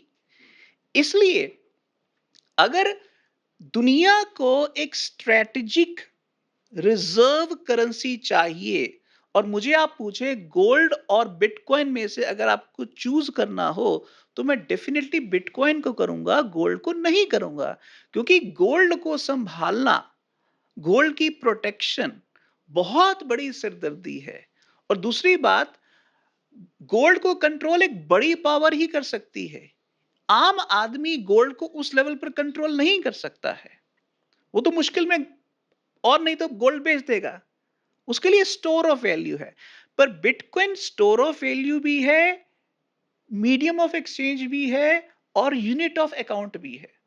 तो मनी के तीनों फंक्शंस बिटकॉइन या क्रिप्टो पूरा करता है, जबकि गोल्ड वो तीनों फंक्शंस पूरे नहीं करता है। तो फ्यूचर अगर चुनाव करना पड़े गोल्ड और बिटकॉइन या गोल्ड और क्रिप्टो में से, तो मैं क्रिप्टो को चुनूंगा। वो आप बिल्कुल ठीक कह रहे हैं, आपका पर्सनल एक टेक है, लेकिन जिस हिसाब से एक बहुत अ, एक अलग सी स्थिति देख रहा हूं मैं, और ये मेरा एक तरीके का हाइपोथेसिस है, ये मेरी पर्सनल ओपिनियन है। चाइना जनरली हर उस चीज को पहले कर लेता है, 15-15 साल पहले, जो चीज फ्यूचर है। मानते हैं आप ये बात? आपने अभी एनर्जी में देखा सर कि किस लेवल की वो एनर्जी प्रोड्यूस कर रहा है, क्योंकि उसको समझ में आ गया था कि फ्यूचर डेटा सेंटर्स का है। 15 साल पहले उसने न्यूक्लियर एनर्जी से इलेक्ट्रिसिटी प्रोड्यूस करना, डैम्स, उसने, जिस जमाने में लोग सोच रहे थे कि पागल हो गया चाइना, तक इतना इन्वेस्टमेंट क्यों कर सोलर रहा है एनर्जी भी। सोलर एनर्जी में, 15 साल पहले प्लानिंग करी थी उसने। ऐसे ही हम और चीजों पे चलते हैं, मैन्युफैक्चरिंग सेक्टर्स पे देख लीजिए, सैटेलाइट्स में देख लीजिए, आर्टिफिशियल इंटेलिजेंस पे देख लीजिए आप, और कितने ही सेक्टर्स पकड़ लीजिए, उसमें चाइना 15-15 साल पहले चलता है। गोल्ड को भी देख लीजिए, गोल्ड की क्यूमुलेशन, उसने जो अनऑफिशियल फिगर्स हैं वो बहुत बड़ी हैं, जो ऑफिशियल वो बताता है उस पे आप ध्यान मत दीजिए। बताते हैं कि चाइना के पास, आप ही से एक पॉडकास्ट में मैं सुन रहा था कि अनऑफिशियल तो 30,000 तीस टन हजार टन के टन के आसपास। आसपास भी है। इनफैक्ट जेपी मॉर्गन और ये सब तो कहते हैं कि 6500-7000 टन के आसपास है, कोई 10,000 टन की भी फिगर्स आती हैं। सबसे बुलिश आपने बताई। अगर चाइना को बिटकॉइन पे विश्वास होता, मैं एक पर्सपेक्टिव दे रहा हूं कि चाइना को अगर बिटकॉइन इतना ही अच्छा है, इतना ही ट्रस्टवर्दी है, इतना ही पावरफुल है, इतना ही डिसेंट्रलाइज है, इतना ही उसका लेजर इम्यूटेबल है और इतना ही फ्यूचर चेंज करने वाला है, तो चाइना को बिटकॉइन क्यों नहीं समझ में आ रहा है, उसको गोल्ड समझ में आ रहा है? क्या रीजन हो सकता है? एक बात बहुत स्पष्ट है कि चाइना एक सेंट्रलाइज्ड एंटिटी शुरू से ही रहा है। ये उसका कल्चरल हॉलमार्क है, उसका फीचर है चाइना का। सदियों से चाइना सेंट्रलाइज सिस्टम की तरह ही रहा है और वो उसी तरह से ही रहेगा। तो वो एक सेंट्रलाइज लेजर कीपर के लेवल पर ही ऑपरेट करना चाहता है। पर उस ऑपरेशन के अंदर वो जो अपनी करेंसी है, उस करेंसी करेंसी के पीछे गोल्ड का एंकर देना चाहता है। इसका मतलब ये नहीं है कि वो दुनिया को गोल्ड ट्रांसफर कर रहा है। इसका मतलब ये है कि गोल्ड को वो इस्तेमाल कर रहा है अपनी करेंसी के लिए, ग्लोबल रिस्पेक्टेबिलिटी हासिल करने के लिए। ये दोनों चीजों में फर्क है। जबकि अगर वो बिटकॉइन को अपना रिजर्व बनाता है, तो प्रैक्टिकली वो रिजर्व डिसेंट्रलाइज ही रहेगा। और वो डिसेंट्रलाइज के अंदर उसके पास वो जो सेंट्रलाइज्ड लेजर कीपिंग की ताकत है वो नहीं आएगी। मैं जब ये कहता हूं कि बिटकॉइन एक पेमेंट इंस्ट्रूमेंट भी है, स्टोर ऑफ वैल्यू भी है, मीडियम ऑफ एक्सचेंज भी है, तो मैं एक आम इंसान की और या आम छोटी कंपनी या एक सॉफ्टवेयर डेवलपर के कॉन्टेक्स्ट में कह रहा हूं। उसके लिए 1 किलो गोल्ड संभालना बहुत मुश्किल काम है। उसके लिए एक बिटकॉइन संभालना बहुत आसान काम है। तो एक आम इंसान को अगर चूज करना पड़े बिटकॉइन और गोल्ड में से, तो वो बिटकॉइन करेगा।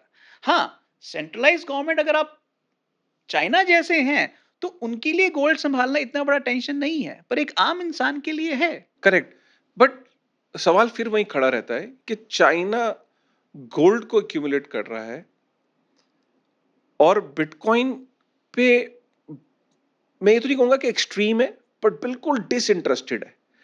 माना ये जाता है, थ्योरीज ये कहती है दुनिया की, कि चाइना को ट्रेंड्स पता लग जाते हैं। And one of the worry जो चाइना की इस टाइम निकल के आ रही है, या दुनिया में एक वरी आई है, और उसका नाम है क्वांटम कंप्यूटिंग। क्या चाइना को ये आभास हो गया है कि क्वांटम कंप्यूटिंग कल को बिटकॉइन को की पब्लिक कीज में से प्राइवेट कीज निकाल सकते हैं, बिटकॉइन को हैक किया जा सकता है, और इन फॉर दैट मैटर दुनिया के फाइनेंशियल स्ट्रक्चर पे भी अटैक्स होंगे।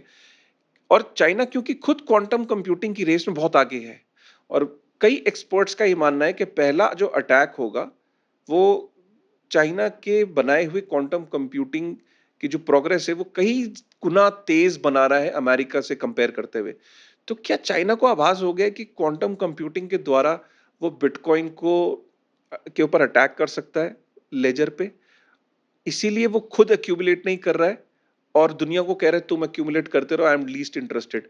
क्या ये थ्योरी सही हो सकती है? मेरा पर्सनल ओपिनियन है। क्वांटम कंप्यूटिंग के ज़रिए बिटकॉइन के डिजिटल सिग्नेचर एल्गोरिथम पर अटैक किया जा सकता है, ये बात कोई नई नहीं है। ये बात मैं पिछले 5-7 साल से सुन रहा हूँ। सवाल ये है कि पहला तो क्वांटम कंप्यूटिंग अभी इंडस्ट्रियल लेवल पर अभी पॉसिबल नहीं है, एक्सपेरिमेंटल लेवल पर पॉसिबल है, नंबर 1। नंबर 2, अगर ये पॉसिबल भी है तो बिटकॉइन एक स्टैटिक सिस्टम नहीं है। अगर आप बिटकॉइन को पिछले 15 साल से देखो तो बिटकॉइन एक कंटिन्यूसली एवोल्यूशनरी ब्लॉकचेन है। एक एवोल्यूशन का प्रोसेस होता रहता है, जिसका मतलब ये है कि बिटकॉइन के अंदर आने वाले सभी चैलेंजेस के लिए डेवलपर्स और जो बिटकॉइन इंप्रूवमेंट प्रपोजल होते हैं, इसको बीआईपी बोलते हैं, ये एवोल्यूशन प्रोसेस चलता रहता है। और इस प्रोसेस के अंदर अब श्नॉर सिग्नेचर जैसी बातें हो रही हैं और आने वाले समय में और इसके चेंजेस आएंगे। तो मैं ये मानता हूं कि सभी ब्लॉकचेन्स जो हैं इस तरह के अटैक्स को लेकर कॉन्शियस है, और बिटकॉइन की ब्लॉकचेन भी ये कॉन्शियस ब्लॉकचेन है, और ये क्वांटम रेजिस्टेंस डेवलप करेगी, नो डाउट अबाउट दैट। इसलिए चाइना के पास अगर क्वांटम कंप्यूटिंग की पॉसिबिलिटी आती है तो मैं ये मानने को तैयार हूं कि वो साइबर वॉरफेयर के लिए क्वांटम पावर को यूज करेगा, नो डाउट अबाउट दैट। और उस कारण उसको लग सकता है कि gold might be a better solution. But the point here is, China के लिए गोल्ड में be a better solution, but China क्या अमेरिका जितना बड़ा नेटवर्क इफेक्ट क्रिएट कर सकता है 190 देशों में? सवाल ये है। क्योंकि आज अमेरिका की का हॉलीवुड हो, अमेरिका की डब्ल्यूडब्ल्यू रेसलिंग हो, अगर आप ये देखें तो अमेरिका ने हार्ड पावर, जिसको मिलिट्री पावर कहते हैं, और दूसरी होती है सॉफ्ट पावर। सॉफ्ट पावर मतलब जो उनके कल्चरल सिंबल्स होते हैं, जो उनका जो म्यूजिक है, फिल्म्स हैं और स्पोर्ट्स हैं, वो पूरी दुनिया में फैले हुए हैं। तो अगर आज चाइना दुनिया के अंदर डॉलर को रिप्लेस करना चाहता है तो मिलिट्री लेवल पर हार्ड पावर और सॉफ्ट पावर दोनों लेवल्स पर उसको उन 190 या 200 देशों तक पहुंचना पड़ेगा। आप, मैं यहाँ जितने भी लोग इस पॉडकास्ट को सुन रहे हैं, मैं उनसे एक सिंपल सा सवाल पूछता हूं। चाइना के किन्हीं 3 सुपरस्टार्स, फिल्मों के सुपरस्टार्स के नाम बता दीजिए, या चाइना के किन्हीं 3 बड़े ऑथर्स के नाम, लिटरेरी ऑथर्स के नाम बता नहीं, दीजिए। मुझे आता है। Akshay Kumar. So the point here is कि अगर चाइना गोल्ड का रिप्रेजेंटेटिव बनता भी है तो उसको डॉलर जैसा नेटवर्क इफेक्ट बनाने में सालों नहीं, दशकों लग जाएंगे। मैंने ये देखा है कि यूएस गोल्ड को बाय नहीं कर रहा है। हम्म। यूएस राह पे चला है स्टेबल कॉइन के। जी। चाइना एक्यूमुलेट कर रहा है गोल्ड। यस। कुछ स्ट्रेटेजी दिख रही है आपको? कोई पैटर्न दिख रहा है कि एक देश गोल्ड एक्यूमुलेट कर रहा है, एक देश स्टेबल कॉइन पे फोकस कर रहा है और उसके अराउंड बिल्स ला रहा है, उसको बड़ा करने की कोशिश कर रहा है? What kind of strategy or pattern you are seeing or from both the countries? थोड़ा सा इस पे मैं चाहता हूँ कि आप देखिए, डिस्कस करें। बिल्कुल स्पष्ट बात है इसमें कि जो मैंने मनी स्कूल्स की बात की, एक क्रेडिट स्कूल है, एक कमोडिटी अच्छा, स्कूल है। ओके। तो चाइना कमोडिटी स्कूल को रिप्रेजेंट कर रहा कमोडिटी है स्कूल को रिप्रेजेंट कर रहा है। और अमेरिका क्रेडिट स्कूल को रिप्रेजेंट अच्छा। कर रहा है। तो उसको पता है कि दुनिया को ट्रांजैक्शंस करने के लिए एक्सपोर्ट, इंपोर्ट या क्रिप्टो के बाय सेल ऑपरेशंस के लिए अगर ट्रांजैक्शंस करनी है तो हुँ, उसको डॉलर चाहिए, स्टेबल कॉइन चाहिए उस हुँ, इंसान को या उस इंस्टीट्यूशन को। तो उसके लिए जैसे normal bank to bank transactions हुँ, में डॉलर एक ग्लोबल अल्टरनेटिव रहा है, हुँ, वो उसी तरह से पी टू पी ट्रांजैक्शंस में डॉलर को ग्लोबल अल्टरनेटिव बनाने की कोशिश कर रहा है और उसमें ऑलरेडी वो बहुत बहुत अच्छे तरीके से सफल है। हुँ, तो इसलिए ये बहुत बहुत स्पष्ट है कि अमेरिका गोल्ड बाय करने के चक्कर में नहीं पड़ेगा। वो रादर एक ऐसा सिस्टम खड़ा करेगा कि जिसमें क्रिप्टो का ग्रोथ हो ताकि लोगों को गोल्ड और सिल्वर में पैसा इन्वेस्ट करने की राह पर ना चलना पड़े। राइट। एक सिनेरियो पकड़ते हैं। अल्टीमेट मुझे जो मिशन लग रहा है, 8 बिलियन लोगों के वॉलेट में स्टेबल कॉइन पहुँचा देना। ये अमेरिका का मिशन दिखता है कि जितनी पॉपुलेशन है, सबके मोबाइल हों, सबके पास वॉलेट हो और सब में मेरी करेंसी हो। यूज़ करें, ना करें, स्टोर ऑफ वैल्यू की तरह देखें, unit of account, medium of exchange जो करना है करें, बट मेरा डॉलर सबकी वॉलेट में, सबकी जेबों में पहुँचा दूँ। जितना डॉलर की डिमांड बढ़ेगी, उतना मेरी यूएस ट्रेजरी की डिमांड बढ़ेगी। क्योंकि स्टेबल कॉइन को जितना भी डॉलर इश्यू करना है, स्टेबल कॉइन इश्यू करना है, तो उतना ही उसकी यूएस ट्रेजरी की डिमांड आज की डेट में सबसे बड़े खरीदार यूएस ट्रेजरी के उसकी खुद की कंपनियां हैं। यूएसडीसी और यूएसडीटी, अब वो बाहर के देशों पे निर्भरता जो थी वो कम होती जा रही है। ये भी एक मास्टर स्ट्रोक की तरह देखा जा रहा है। एक तरफ डेट बढ़ रहा है और हम कह रहे हैं कि डॉलर जो है वो अपने डाउनफॉल पे है। दूसरी तरफ डॉलर बैक्ड स्टेबल कॉइन बढ़ रहा है। क्या आप ऐसी स्थिति देख रहे हो कि मान भी लिया कि स्टेबल कॉइन पहुंचा भी दिया डॉलर बैक्ड और पीछे से डॉलर ही क्रैश कर गया, तो डू यू थिंक कि is this a successful idea at all कि जब डॉलर ही क्रैश कर जाएगा तो स्टेबल कॉइन की क्या वैल्यू रहेगी डॉलर बैक्ड? डॉलर डिक्लाइन हो रहा है, ये मैं एग्री करता हूं, पर डॉलर ऑब्सोलीट हो जाएगा, मैं इससे एग्री बिल्कुल नहीं करता हूं। हमारे लाइफ टाइम में नहीं, डॉलर ऑब्सोलीट नहीं होगा हमारे लाइफ टाइम में। उसका कारण बताता हूं। कभी तो होगा। आज की तारीख में अगर मैं ईरान में रहता हूं या लेट्स से जिम्बाब्वे में रहता हूं, तो जिम्बाब्वे के अंदर जब मैं रहता हूं या वेनेजुएला में रहता हूं या ईरान में रहता हूं, तो मेरी जो लोकल करेंसी है वो डॉलर के मुकाबले में सस्ती हो रही है। तो मैं अपनी लोकल करेंसी के हिसाब से अगर देखूं तो मुझे लोकल करेंसी रखने का नुकसान है, डॉलर रखने का फायदा है। ग्लोबल लेवल पर क्या हो रहा है वो बात की बात है। अगर आज मुझे एक ऑप्शन दी जाए कि मैं डॉलर इस्तेमाल करना चाहूं अपनी लोकल ट्रांजैक्शंस के लिए, के लोकल करेंसी इस्तेमाल करना चाहूं, तो मैं नेचुरली डॉलर का इस्तेमाल करूंगा। जैसा ऑलरेडी हमने रिसेंटली वेनेजुएला के अंदर, अर्जेंटीना के अंदर, जिम्बाब्वे के अंदर, टर्की के अंदर हमने बहुत बड़े लेवल पर देखा है कि यूएसडीसी और यूएसडीटी का इस्तेमाल शुरू हो चुका हुआ है। क्योंकि ये वो कंट्रीज हैं जिन कंट्रीज के अंदर जो उनके सेंट्रल बैंक बैंक हैं, वो बहुत अच्छे तरीके से इन्फ्लेशन मैनेजमेंट नहीं कर पाए हैं। तो आज अमेरिका एक साल में एक साल में 1 ट्रिलियन $1 ट्रिलियन का सिर्फ ब्याज देता है अपने कर्जे पर। ओके। और दुनिया के अंदर टोटल आबादी कितनी है? 8 बिलियन। ठीक है। 8 बिलियन में से आप मोटा मोटा 5 बिलियन एडल्ट्स ले लो जिनके पास स्मार्टफोन है। ठीक है। 5 बिलियन को अगर वो $100 का स्टेबल कॉइन एयर ड्रॉप करना चाहे, starting with Venezuela, starting with Zimbabwe, starting with Iran या श्रीलंका या बांग्लादेश, तो क्या उसको रोका जा सकता है? Answer is no. तो अगर वो 500 बिलियन एयर ड्रॉप, हालांकि ये एक मतलब एक हाइपोथेटिकल फाइनेंशियल स्ट्रैटेजी है, पर सवाल है कि अगर अमेरिका ये करना चाहे 100 $100 का एयर ड्रॉप, तो उसने तो 500 बिलियन डॉलर का ही एयर ड्रॉप किया।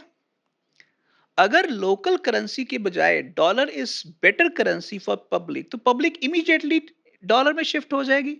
तो इसका मतलब है कि अमेरिका ने बिना बंदूक से एक भी गोली चलाए, एक भी तोप चलाए, एक भी बम गिराए, उसने दुनिया को हाइपर डॉलराइज कर दिया।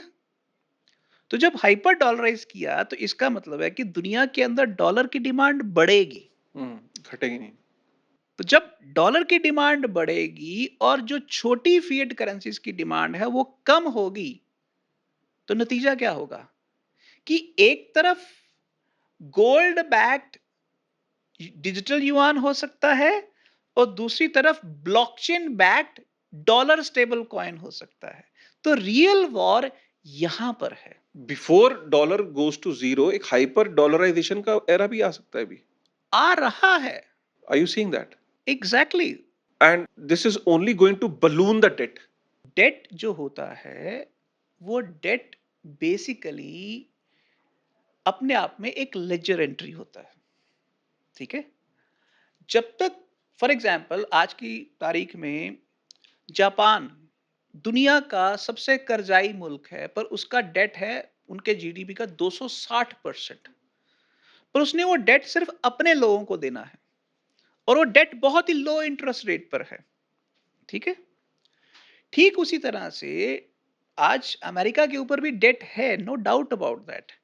बट अल्टीमेटली अगर आपके पास डॉलर का अल्टरनेटिव नहीं है तो उसकी चल रही है। तो उसका डेट मैनेजेबल सस्टेनेबल रहेगा ही रहेगा, वो और डेट बढ़ाएगा। हाँ, यहाँ मैं ऐड करता हूँ कि जब तक डॉलर की डिमांड चल रही है तो डॉलर एग्जिस्टेंस में है।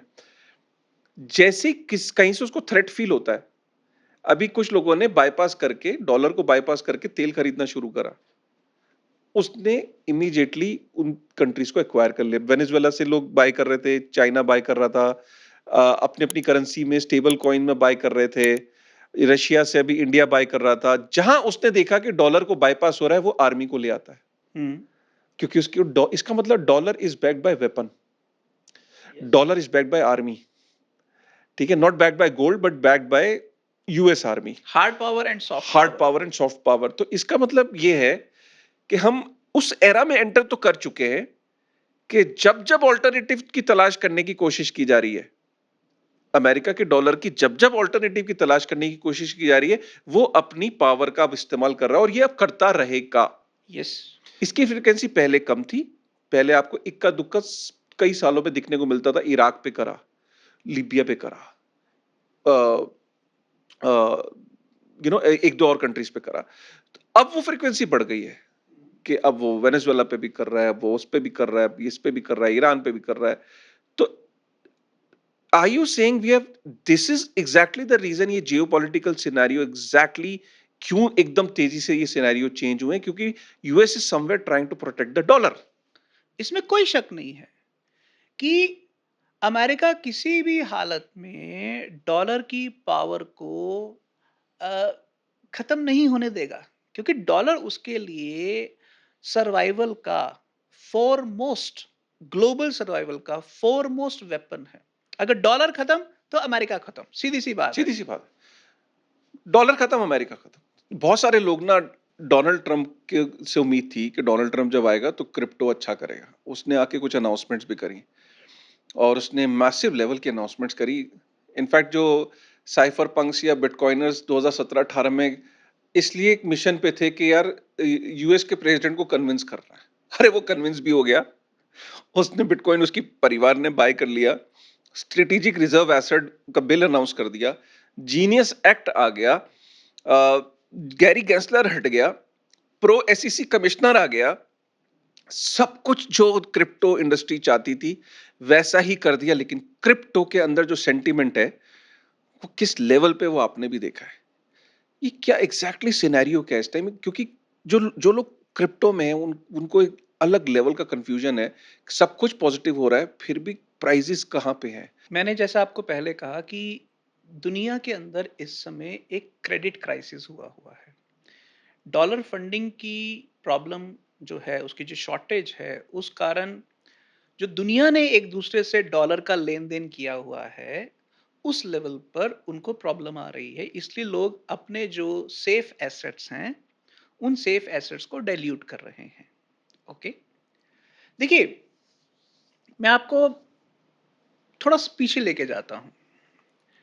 जब सन 2000 का डॉट कॉम क्रैश आया था, तो उस क्रैश के अंदर amazon का शेयर भी ना कौड़ियों के भाव बिका था।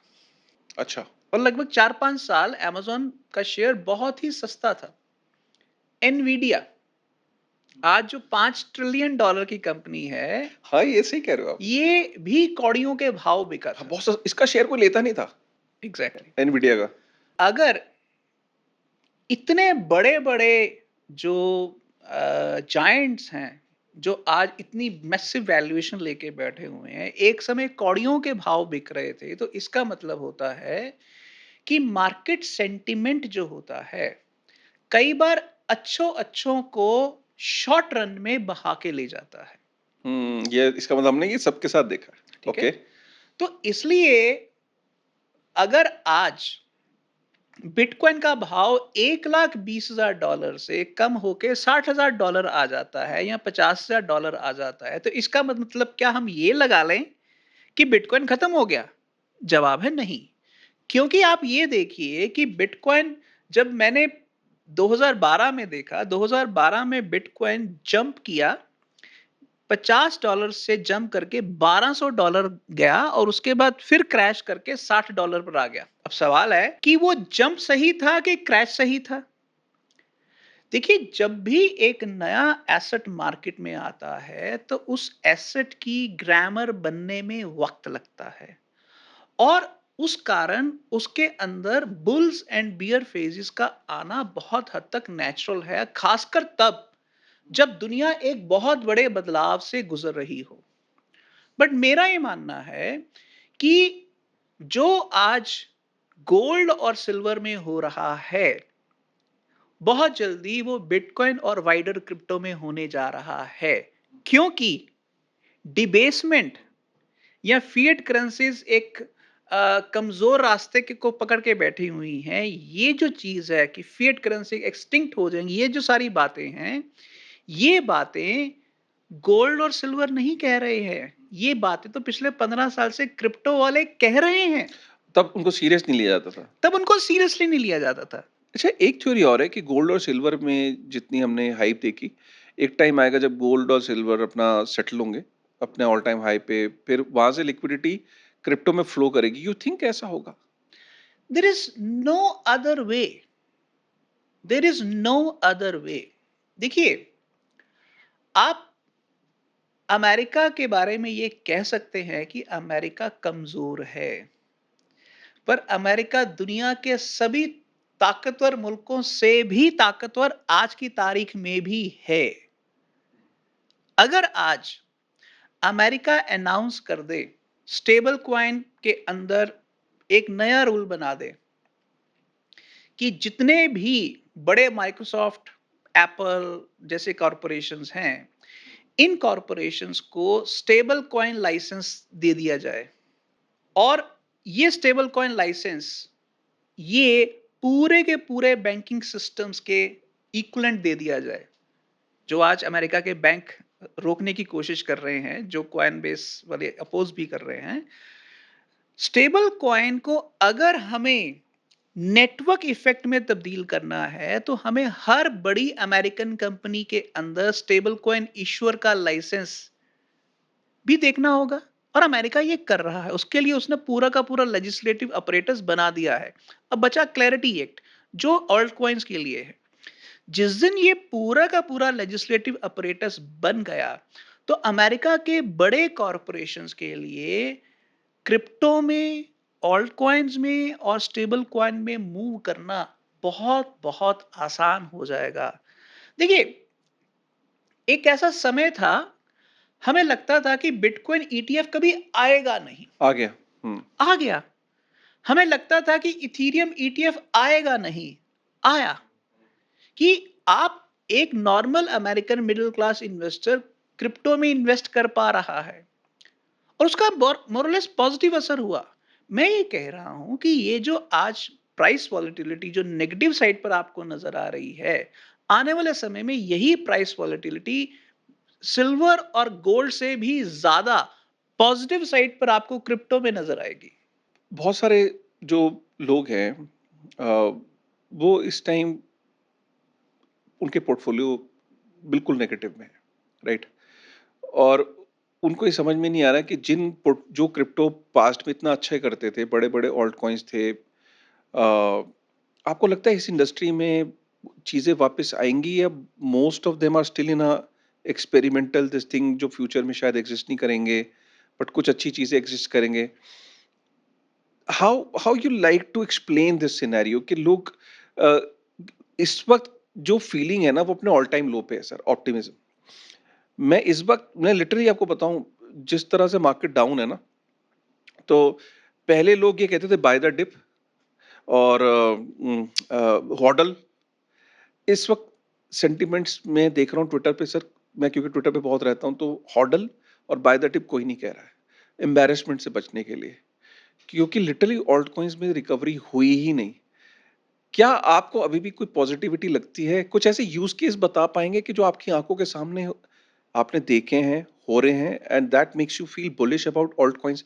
बिटकॉइन तो कहीं न कहीं एक हम इस पे बहुत चर्चा कर चुके हैं, बट ऑल्ट कॉइन्स को लेके आप बुलिश फील करते हो कि नहीं यार मैं देख रहा हूँ यूज़ केसेस और जिसकी वजह से आई एम फीलिंग कि नहीं there are going to be few alt coins that have a real use case जिनकी एक्सेप्टेबिलिटी बढ़ी है एंड कुछ ऐसी चीज़ें बता पाएँगे पॉजिटिव चीज़ें? मैं आपको ऑल्ट कॉइन्स की दुनिया में दर्जनों कॉइन्स ऐसे बता सकता हूँ कि जिनकी रियल वर्ल्ड यूटिलिटी बहुत ही हाई है।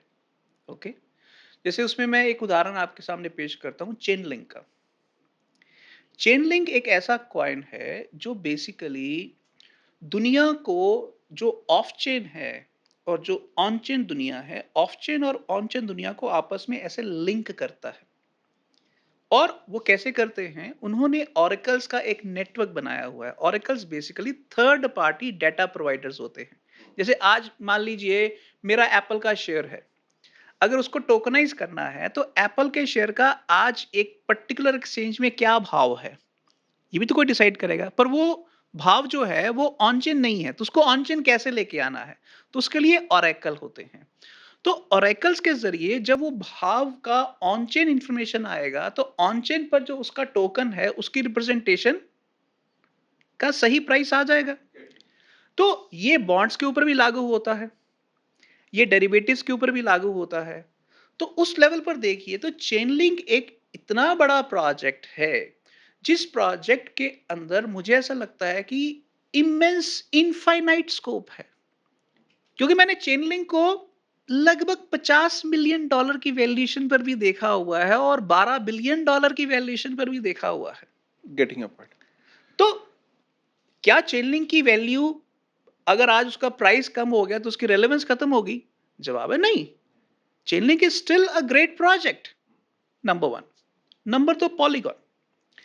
आप अगर आज पॉलीगॉन को देखें तो polygon 6 million transactions per day कर रहा है।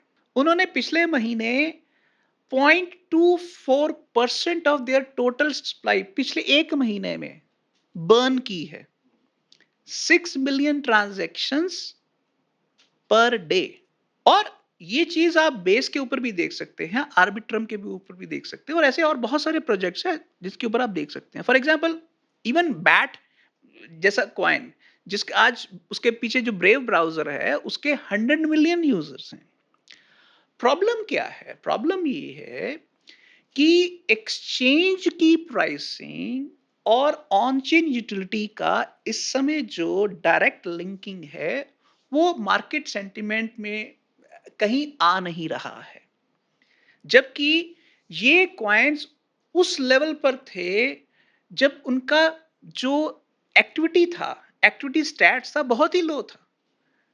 प्रॉब्लम ये है कि हम मार्केट सेंटिमेंट में बह जाते हैं। जो लोग इस सेंटिमेंट में बचे रहते हैं, अपने आप को बचा के रखते हैं, अपने पोर्टफोलियो की रक्षा करते हैं, वो हमेशा विन ओवर करते हैं। और एक चीज याद रखिए, चाहे जॉर्ज सोरोस है, चाहे वारेन बफे है, या जितने भी बड़े बड़े इन्वेस्टर हैं जो आज मतलब दुनिया के दिग्गज माने जाते हैं, जैसे स्टैनली ड्रकन मिलर है, या और लोग हैं। ये सब वो लोग हैं जिन्होंने उस तरफ देखा जिस तरफ दुनिया नहीं देख रही थी। इन्होंने अपने कन्विक्शन की बेट खेली और उन्होंने उस कन्विक्शन के ज़रिए इतिहास बदलता हुआ देखा। आपको पता होना चाहिए कि वारेन बफे ने 65 साल की उम्र तक उसका पोर्टफोलियो बहुत ही छोटा था। पर उसने जो लॉन्ग टर्म एसेट्स कंट्रोल करके रखे हुए थे, उनको सेल नहीं किया। आप इंडिया के अंदर राकेश झुनझुनवाला और टाइटन स्टॉक का रिश्ता देखिए। हाँ, नहीं, बिल्कुल। तो इश्यू ये है कि जब इट्स अ आप लॉन्ग टर्म प्ले। या तो जब आप क्रिप्टो के अंदर आते हैं और आप ये सोचते हैं कि आज मैंने 10 रुपए हाँ, लगा दिए कल हो और जाए कल कुछ। मेरे 100 रुपया हो नहीं जाएगा, होगा। तो कभी नहीं होगा। Right. It is all asset game is always a long term play. और मैं आज भी मानता हूं कि क्रिप्टो के अंदर ऐसे दर्जनों प्रोजेक्ट्स हैं जिनका स्कोप जो आज है उससे 100x है। बट वो 100x, मैं कोई ज्योतिष नहीं हूं कि मैं ये प्रेडिक्ट कर दूं कि ये 100x इस तारीख को हो जाएगा। नहीं, वैसे भी obviously this podcast is not about financial advice, and ये किसी भी तरीके की फाइनेंशियल एडवाइस नहीं है। Here we are just trying to give some examples कि कैसे होता है। सर, एक बात बताइए, मॉल्ट बुक आपने रिसेंटली एक एक्सपेरिमेंट देखा जहाँ एआई एजेंट्स ने अपना एक सोशल मीडिया प्लेटफॉर्म बनाया। एआई एजेंट्स ने जब ये सोशल मीडिया प्लेटफॉर्म बनाया तो वहाँ कई बातें करी। एक बात वहाँ पे उन्होंने करी अपनी करेंसी की, और एक ने तो बिटकॉइन का वॉलेट भी बना लिया, और कुछ ने तो वहाँ अपना टोकन लॉन्च करके उसकी फीस से अपने सर्वर्स की और अपनी मेंटेनेंस फीस जो है वो भी पे कर रहे हैं। आने वाला टाइम, हम ये कह रहे थे कि सीजी ने और कई लोगों ने पास्ट में ऐसे बोला है कि crypto is the currency of AI agents. वो बात तो सच होती नजर आ रही है। बिल्कुल। What is the future from your perspective? I wanted to hear. Start में आज से लगभग 1 महीना पहले एक प्रोजेक्ट था, क्लॉड बॉट, CLAWD बॉट। वो अचानक बहुत पॉपुलर हो गया। पर क्योंकि इसका क्लॉड एंथ्रोपिक वाले प्रोजेक्ट के साथ थोड़ा सा कॉन्फ्लिक्ट था, तो उन्होंने इसका नाम बदल के मोल्ट बुक रखा। हम्म। फिर मोल्ट बुक से इसका नाम चेंज करके अब है ओपन क्लॉ। तो बेसिकली ये है क्या? बेसिकली ओपन क्लॉ या क्लाउड क्लाउड बॉट ये एक डिजिटल असिस्टेंट है, एक एआई एजेंट है जो क्लाउड में नहीं रहता, जो आपके कंप्यूटर के ऊपर रहता है। जैसे आप चैट जीपीटी में कभी यूज करते हैं या जेमिनी यूज करते हैं या क्लॉड यूज करते हैं, एंथ्रोपिक वाला, तो वो उस क्लाउड में रहते हैं। आप इधर से प्रॉम्प्ट दबाते हैं और वहां जाता है। पर ये जो ओपन क्लॉ या क्लाउड बोट है, ये क्लाउड में नहीं रहता, ये आपके सिस्टम के अंदर रहता है, आपका नौकर बन के। आप इसको कोई भी कमांड दो उसके, और कमांड देने के लिए ऐसा नहीं है कि आपको व्हाट्सएप चाहिए या आप टेलीग्राम के जरिए दे सकते हो, किसी भी व्हाट्सएप किसी भी मैसेंजर इंस्ट्रूमेंट के जरिए दे सकते हो। यानी कि ये आपका नौकर है, दुनिया भर में जहां से मर्जी आप इसको ऑपरेट कर सकते हो। Number one. तो अब ये आपका बिजनेस अवतार बन गया। Am right? जब ये आपका बिजनेस अवतार बन गया, तो अब ये आपने इसको जो जो इंस्ट्रक्शन दी उस इंस्ट्रक्शंस के मुताबिक ये काम करना शुरू कर देगा। तो सवाल ये है कि जब ये इन इंस्ट्रक्शंस के मुताबिक काम करेगा, तो उसमें ये क्रिप्टो करेंसी बना भी सकता है, क्रिप्टो करेंसी ट्रांजैक्शन भी कर सकता है, ये आईसीओ भी कर सकता है, ये आईसीओ प्लेटफॉर्म भी बना सकता है, ये एक डिसेंट्रलाइज एप्लीकेशन भी बना सकता है, और ये किसी भी किस्म की डिसेंट्रलाइज ट्रांजैक्शंस कर सकता है आपके बिहाफ पर। जिसका मतलब डिसेंट्रलाइज पेमेंट। तो बेसिकली जब आप सेंट्रलाइज्ड फिएट मनी की बात करते हैं, तो आज की तारीख में आप बैंक को जब एक अकाउंट बनाने के लिए अप्रोच करते हैं, तो बैंक आपसे आपका केवाईसी, अगर आप इंडिविजुअल हैं, अगर आप बिजनेस है तो केवाईबी मांगता है। जबकि एआई की दुनिया में ना केवाईसी ना केवाईबी की जरूरत है। Least bothered about it. तो वहां पर आप जो कुछ भी कर रहे हैं वो ब्लॉकचेन के ऊपर बिना केवाईसी के कर रहे हैं। और जब एक एजेंट को हर सेकंड ट्रांजैक्शन करनी है, तो वो किसी सेंट्रलाइज सर्वर की परमिशन लेके नहीं करेगा। वो ये ट्रांजैक्शंस बिना रुके कंटिन्यूस करेगा और उसके लिए blockchain is the only viable medium. तो एआई और ब्लॉकचेन बेसिकली इस तरह से मर्ज हो रहे हैं और ये कन्वर्जेंस जो है इसको रोकना इम्पॉसिबल है। राइट। लास्ट क्वेश्चन है सर, जाते-जाते हमेशा मैं आपसे पूछता हूँ और मैं इस बार भी पूछ रहा हूँ कि एआई एजेंट्स का हमने ये सिनेरियो देख रहे हैं। मिलियंस में AI agent social media platform को जॉइन करते हैं। फेसबुक को 12-13 साल लगे जिस लेवल का नेटवर्क इफेक्ट लाने, वो 72 घंटे में जब वो एक वेबसाइट बना सकते हैं, तो एआई एजेंट्स में यहाँ बैठ के पॉडकास्ट क्यों नहीं कर सकते? Kashif is irreplaceable and for that matter हमारा जो स्टूडियो में जो लोग काम कर रहे हैं, रिकॉर्ड कर रहे हैं, ये सब आज कोई भी ये सोच रहा है कि वो इररिप्लेसेबल नहीं है, तो probably intelligence is a commodity now. 72 घंटे में इतना बड़ा प्लेटफॉर्म उन्होंने क्रिएट कर दिया आज की डेट में। एक बच्चा जो इस वक्त 10वीं कक्षा में है या +1 में पढ़ रहा है और घर में बच्चे या जो लोग इस पॉडकास्ट को सुन रहे हैं, वो अपने परिवार में किस तरह की तैयारी करें? आने वाला जो कल है, वो ह्यूमन्स वर्सेस एआई एजेंट्स का दिख रहा है। ह्यूमन्स वर्सेस ह्यूमन्स का नहीं है। कैसी तैयारी करें अपने आने वाले कल के लिए? क्योंकि ये बहुत कॉमन क्वेश्चन हो सकता है कुछ दिनों में कि यार हम क्या तैयारी करें इस सिनेरियो में? देखिए काशिफ, ये एक ऐसा सवाल है जो हमारे आने वाली पुश्तों के भविष्य को निर्धारित करेगा। इसके लिए सबसे पहले तो हमें एक बात समझनी पड़ेगी कि future is basically skill, care and judgment. एक स्टूडेंट ने, मैं कॉलेज में गया तो मुझसे पूछा कि सर, मुझे तो नौकरी के कोई चांस लगते नहीं है, तो मैं क्या सीख लूं कि मेरी रोजी रोटी का कोई इंतजाम हो सके। मैंने उससे पूछा कि बेटा, आपको चाय बनानी आती है? कहता, चाय तो मैं 10 किस्म की चाय बना सकता हूँ।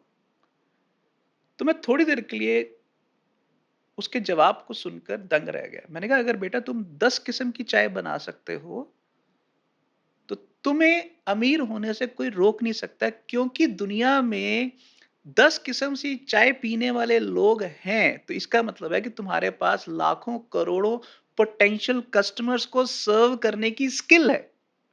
Number one. नंबर दो, केयर। अगर आज आप किसी को प्यार से बिठा के 80 रुपए में खाने की थाली खिला सकते हैं, और 80 रुपए में खाने की थाली एक बड़ा अफोर्डेबल प्राइस है, ना बहुत महंगा ना बहुत सस्ता, तो आप बड़े आराम से अपनी रोजी रोटी कमा सकते हैं। हर चीज के लिए रॉबोट नहीं चाहिए होता। अगर आप एक अच्छी नर्स बन सकते हैं, आप एक अच्छा डांसर बन सकते हैं, आप अच्छे पॉडकास्टर बन सकते हैं। मैं मानता हूं कि बॉट्स आएंगे, ह्यूमन अवतार्स बन जाएंगे बॉट्स के जरिए। बट एक चीज याद रखिए, कहने को तो आज चेस भी ऐसी है कि एआई चेस खेलती है, पर उसके बावजूद भी लोग इंसान इंसान के साथ चेस क्यों खेल रहे हैं और चेस अभी भी पॉपुलर क्यों है? क्योंकि लोग एक दूसरे के साथ खेलना चाहते हैं। Remember, you can't play without skill and you can't play with those who don't care for you. So number one skill, number दो केयर, और नंबर तीन जजमेंट। देखिए, एआई का कहां इस्तेमाल करना है और कहां इस्तेमाल नहीं करना है, ये फैसला हमेशा इंसानों के बीच में रहेगा। जैसे अगर मैं क्लॉड बोट या ओपन क्लॉ की उदाहरण दोबारा से लूं, अगर मान लीजिए आप क्लॉड बोट को एक इंस्ट्रक्शन देना चाहते हैं कि भाई, मैं तुम्हें जो भी ट्रांजैक्शन कहूंगा, तूने नंबर वन, ये ट्रांजैक्शन की शर्त ये है कि कभी भी ट्रांजैक्शन की वैल्यू $100 से ज्यादा की नहीं होनी चाहिए। Number one. नंबर दो, कि ये ट्रांजैक्शंस एक दिन में मैक्सिमम से मैक्सिमम 10 हो सकती हैं। और नंबर तीन, ये ट्रांजैक्शंस उन्हीं लोगों के बीच में हो सकती हैं जिनका तुमने आइडेंटिटी जो है वो इलीगल नहीं है, इलिजिटिमेट नहीं है। यू हैव टू वेरीफाई कि सामने वाले की आइडेंटिटी वेरीफाइड है कि नहीं। अब आप ध्यान से देखिए कि मैं ये कह रहा हूं कि कुछ लॉजिकल कंडीशंस में एआई को दे रहा हूं कि अगर वो फुलफिल होंगी तो ट्रांजैक्शंस करेगा। यानी कि अगर मुझे एआई के काम करने की सीमाएँ निर्धारित करनी हैं, तो वो उसके लिए मेरी जजमेंट प्राइमरी होगी। और ये जजमेंट कोड के अंदर लिखी जाएगी जब मैं एआई एजेंट को डिप्लॉय करूँगा, जो फ्यूचर में भी काम होगा। तो इसलिए अभी हम एआई एजेंट्स के अंदर अपनी लॉजिकल कंडीशंस कैसे इंप्लीमेंट करेंगे और वो सारी चीज़ें कैसे करेंगे, ये धीरे-धीरे चीज़ें खुल रही हैं। बट मैं ये मान रहा हूँ कि जहाँ एआई एजेंट्स आएँगे, वहाँ जजमेंट, ह्यूमन जजमेंट का बहुत बड़ा रोल है। तो मैं वापस जो बच्चे 10th पास कर रहे हैं, उनके लिए ये 3 चीज़ें दोबारा कहूँगा। स्किल, स्किल चाहे चाय बनाने की हो, कॉफ़ी बनाने की हो या खाना बनाने की हो या क्रिकेट अच्छा खेलने की हो या प्लम्बिंग, का कारपेंटिंग, इलेक्ट कुसी कुछ भी। किसी भी चीज़ की स्किल, केयर, धरती के हर जीव को, हर पेड़-पौधे को, हर जानवर को अपना समझो। अगर आप में केयर है, तो आपको अगर आप दुनिया को केयर दोगे, तो दुनिया आपको वापस केयर एटलीस्ट देगी। Humans to humans yes, collaboration की जरूरत है, यस, टीम वर्क की जरूरत है। Your competition is with AI. Yes, humans should stop competing yes. At least. और लास्ट है जजमेंट, कि आप किसी भी चीज़ के ऊपर सही सवाल पूछो और उसके बेसिस पर, उसके आंसर के बेसिस पर अपनी जजमेंट का इस्तेमाल करो। ह्यूमन जजमेंट को कभी भी छीना नहीं जा सकता। अमेजिंग। मतलब क्रिप्टो के फंडे और प्रोग्राम को शुरू करने पे मुझे नहीं पता था कि इतना अच्छा एंडिंग होगा सुनील सर आपके साथ। मैं सिर्फ जाते जाते यही बोलूंगा कि आप क्रिप्टो में अगर हैं तो कुछ चेक बॉक्स में यस और नो आप ही को जवाब देना है। सबसे पहला है, क्या दुनिया में हम एक ट्रांजिशन से गुजर रहे हैं? यस और नो। आपको अगर यस समझ में आता है, यस लिखिए डायरी पे। आपके क्या मनी जो यूएस के अंदर जो डेट और मनी से रिलेटेड जो इश्यूज हैं, क्या उसमें आपको कोई इशू लग रहा है? यस। क्या इन्फ्लेशन आप देख रहे हैं कि आपकी जो आमदनी है और जो आप उसमें खर्चे कर पा रहे थे, जो चीजें अफोर्ड कर पा रहे थे, क्या अब आपको दिक्कत हो रही है? यस। क्या आपकी इनसिक्योरिटीज बढ़ रही हैं जॉब को लेके, बिजनेसेस को लेके बढ़ रही हैं? यस। क्या आपको लगता है कि नई टेक्नोलॉजीज आ रही हैं जो दुनिया में ह्यूमन को चैलेंज करने वाली हैं, चाहे वो क्रिप्टो हो, चाहे वो एआई हो? अगर आपका आंसर यस, तो आप अगर ऐसे चेक बॉक्स को टिक करते चले जाएंगे और यस करेंगे, तो इसका मतलब है कि दुनिया एक नए ऑल्टरनेटिव, नए वर्ल्ड ऑर्डर से गुजरने वाली है, ठीक है? जिसमें बहुत सारे ऑल्टरनेटिव्स आएंगे, फेल भी होंगे, लेकिन कुछ चलेंगे, ठीक है?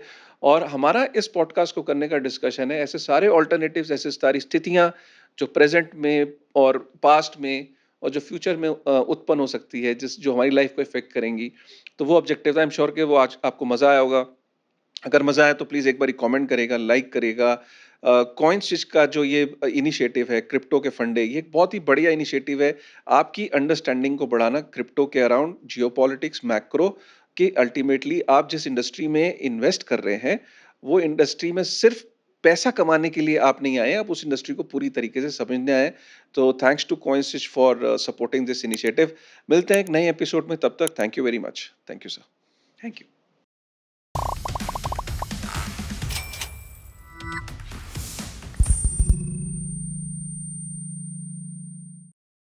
Crypto products and NFTs are unregulated and can be highly risky.